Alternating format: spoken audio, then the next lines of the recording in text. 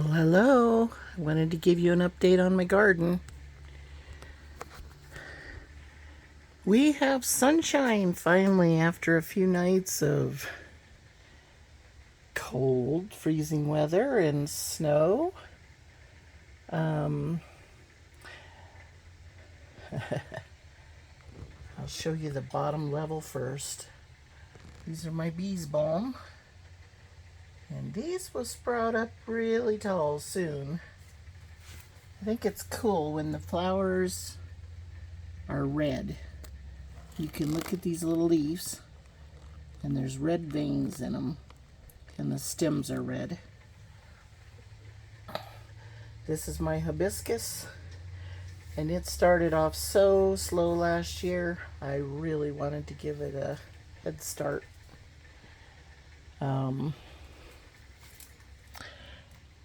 These little seedlings were Lantana, and I think they needed sun to be able to start, and I tried to start them on a paper towel inside of a little box, and they didn't get sun. And then I tried to put them just on top of soil and put a plastic lid over them, and they started looking like the seeds were going to mold. So I just took it off. I'm going to see if I can salvage them. I have some planted, but I don't know right off the top of my head which plants they're in.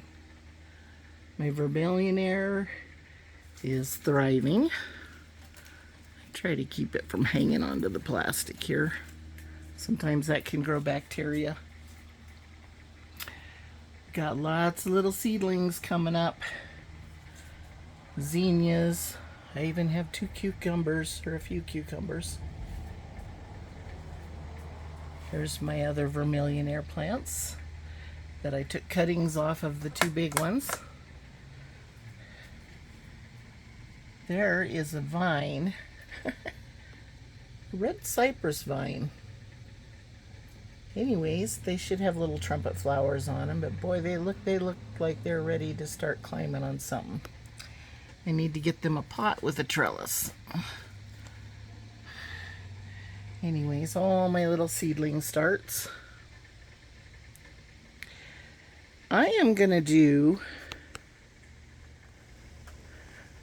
a short video after this one for anybody who knows how to recognize seedlings of Salvia, because I have plants and pots where all kinds of them are coming up, and I don't know how to recognize them. I have all kinds of different starts in there. My little lupine plants. I'll back this off again. Lots of zinnias.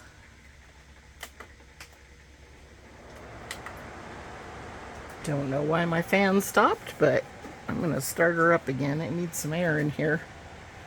I like to blow fans on all these little plants right about ground level. From the time I get started and the time they come up till the time that I plant them outside, because that's what makes them strong. And these little guys, they're looking good. These are some sunflowers and some zinnias. Some hollyhock, double hollyhock. I wanted to put those in the yard just because they'll look good. More zinnias in big pots.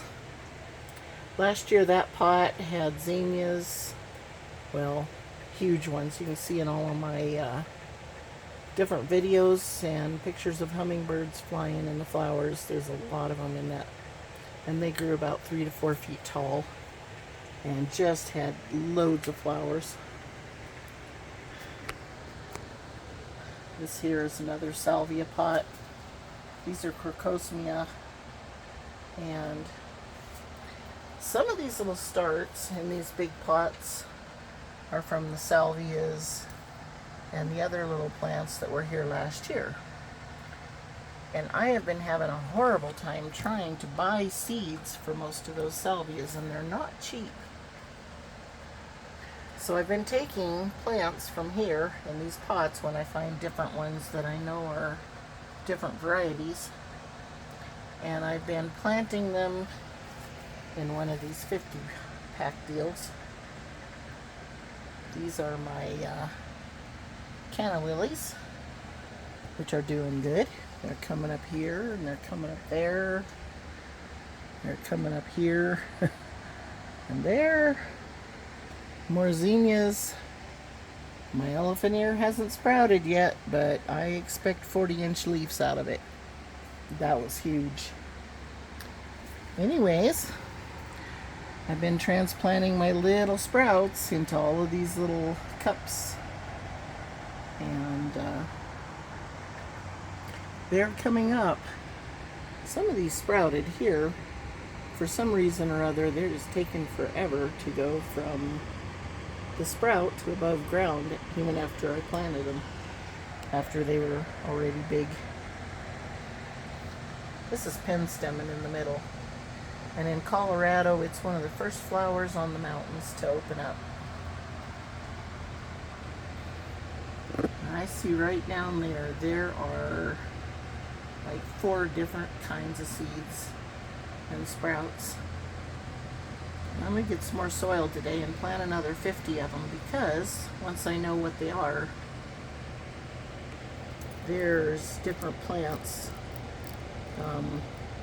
My hot lips Salvia cost me $9 for 5 seeds.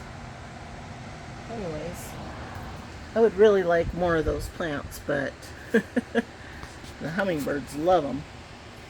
But I sure don't want to pay $9 for every 5 seeds. I mean, what if they don't sprout? These are all coming up from last year, and it's because I had pine boughs over the top of them. My canna lilies are coming up in the middle of the pots. They're coming up there. And my lavender. And this pot didn't have anything covering it. It was sitting up against the house. Had all the freezing weather. But all of these plants felt like they were strongly attached. I don't know if if they don't loosen up, they're probably still alive. So I'm waiting to see if they come to life. Great. If they don't, I'll pull them up and plant some of these in them. So I have my fan here, but I'm going to get a bigger fan. A more powerful fan that does a more thorough job. Try to oscillate it back and forth so that it hits all of them. Anyways, I had a little greenhouse once, 8 by 8 foot, and I had one of those round oscillating fans that was right at the ground level, and I kept moving it from side to side, or from one end of the greenhouse or one corner to another. And when I transplanted those outside, all of the ones from the greenhouse that I planted, they had shock. But not one of the plants that I planted out of my greenhouse even slowed down. They just did amazing. So I make sure they got some air blowing on them. Plus it keeps the bugs out of them. So there's my greenhouse for the day. It is coming along great. I'm going to need more shelves though, because I have to transplant those little seedlings. Those trays do have 2 inches down for roots. But if they get too big, I have to put them in something else. And I don't know if there's room for for enough big pots for all of these. So, thank you for watching. I hope you can see that. Man, the light is so bright in here. It's almost hard to see anything. So, I will give you another update. Maybe on a cloudy day so you can see the plants. And subscribe. If you got any tips for me, let me know. Have a great day. Bye-bye.